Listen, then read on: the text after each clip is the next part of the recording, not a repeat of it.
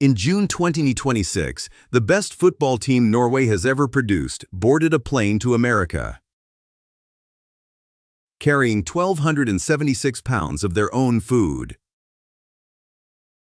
half a ton of salmon, trout, and halibut, Norwegian cheese, 3 private chefs, all of it packed into refrigerated crates and flown 4,000 miles across the Atlantic, into the richest country in the history of the world. A country with more food, more restaurants, and more choice than any place humans have ever built. Norway looked at all of that and packed like they were flying somewhere with nothing safe to eat. One explanation went viral everywhere. In about 48 hours, Norway doesn't trust American food. Millions of views. News debates, nutritionists doing furious breakdowns on every platform. That viral story was only half true. And honestly, the real story is better, because it drags something into the daylight that usually stays hidden. Made to modern countries can legally be completely flew America. Why they really id in it believed the myth instantly. Stick around, because the ending isn't about football at all. First, understand what this trip meant. Norway hadn't played a World Cup since 1998. 28 years of watching from the sofa. Entire generations of Norwegians grew up, got jobs, had kids, and never once saw their country at a World Cup. Then came the golden generation. Erling Haaland, a striker built like a Viking longship and scoring at a rate modern football had simply never seen. Martin Odegaard, the captain, pulling the strings. In qualifying, Norway did the unthinkable. They knocked out Italy and stormed to America with a squad people were calling the best in their history. So no, Norway was not going to leave anything to chance. Not the training, not the travel, and definitely not the food. Here's what actually went on that plane. 580 kilograms of ingredients, about 1,276 pounds. According to the Norwegian Seafood Council, roughly 500 kilos of it was seafood, salmon, trout, halibut, crab, even Norwegian lobster, add Norwegian cheeses, and 3 professional chefs whose only job was feeding 26 players for up to 6 weeks. At the team hotel, the chefs took over the kitchen. Fresh fish on the menu, prepared exactly the way the players ate at home. The same breakfast, the same recovery meals, day after day, identical. To Norwegians, this was just good planning. But when the story crossed the Atlantic, it mutated, because online, a team brought some ingredients became Norway refuses to touch American food. The claims got wilder by the hour. They flew in their own oranges. They banned players from American meat. They think our food is poison. The story hit hundreds of millions of views across TikTok, X, and YouTube. American commentators were split into 2 camps. Half were offended, and half just said, honestly, fair. And that second camp is the interesting one. Because a myth only spreads this fast when people already believe something underneath it. Nobody fact-checked it, nobody paused. Because to millions of Americans, a European team fearing American food didn't sound crazy. It sounded plausible. Why? Well, first, the truth. Fact-checkers at Snopes and the Associated Press dug into it, and here's what they found. The oranges? False. The fresh orange juice squeezed for players every morning came from American oranges, bought locally. The refusing American food? Also false. The chefs used plenty of local produce, and the team's own chef publicly pushed back on the viral claims. There's no evidence the squad brought food because they distrusted America's. And here's the part the internet skipped. This is completely normal. England brought chefs to this World Cup. So did Australia. The United States brought their own chef to Qatar in 2022. Elite teams control every variable they can: sleep, travel, recovery, and food. Familiar meals, 0 stomach bugs, no surprises for 6 straight weeks. That's it. That's the boring truth. But the myth didn't come from nowhere. And this is where the story stops being about football. Norway follows European food law. And Europe and America genuinely do not agree on what's okay to eat. In the US, chicken can be washed in chlorine rinses. Europe hasn't allowed that approach since the 90s. American cattle can be raised with growth hormones.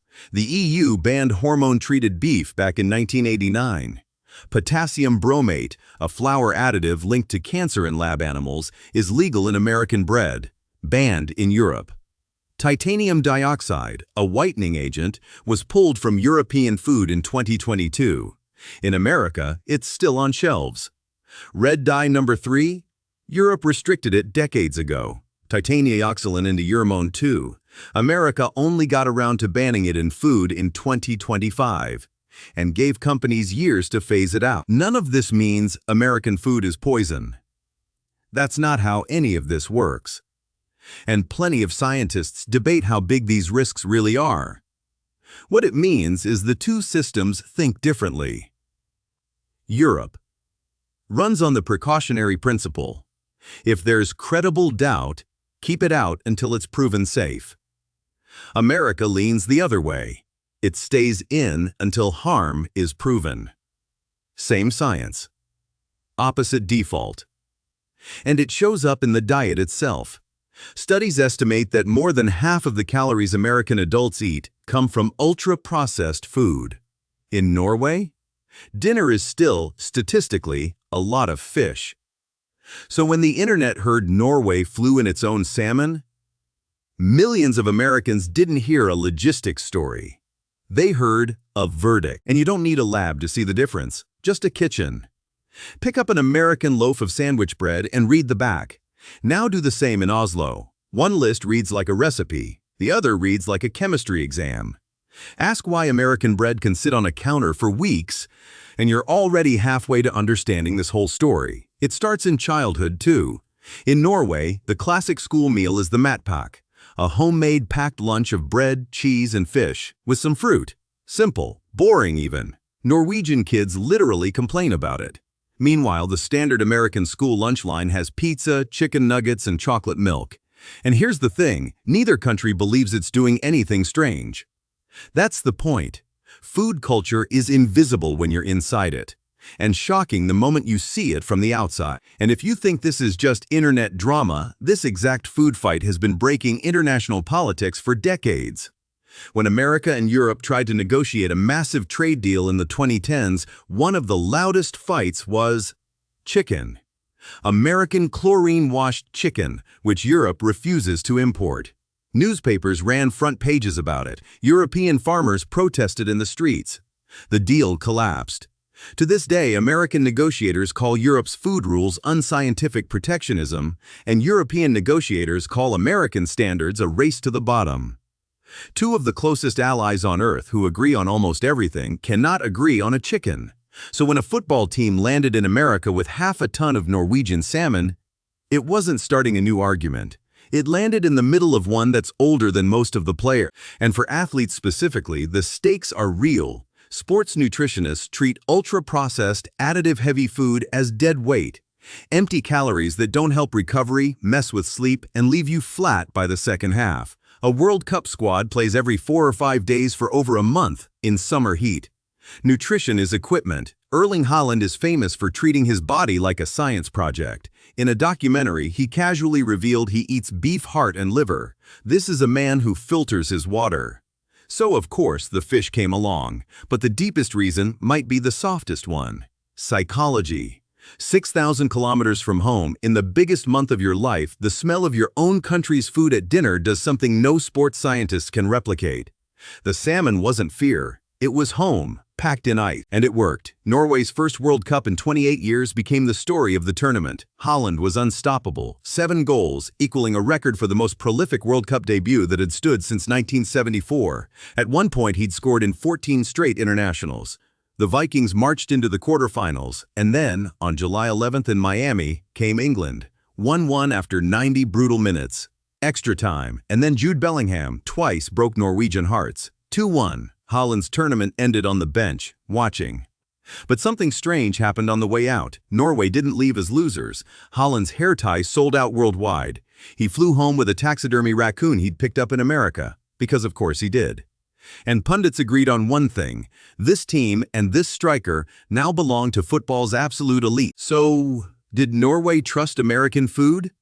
Here's the honest answer. The team never said a single bad word about it. They just quietly packed their own and let the internet fill in the silence.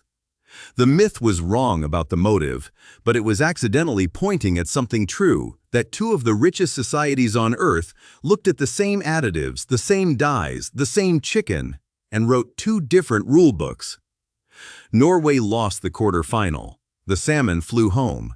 But the question that half-ton of fish raised in America, wait, why is our food different? That one stayed behind. And it's still being argued about right now, in comment sections, in Congress, and probably in your kitchen.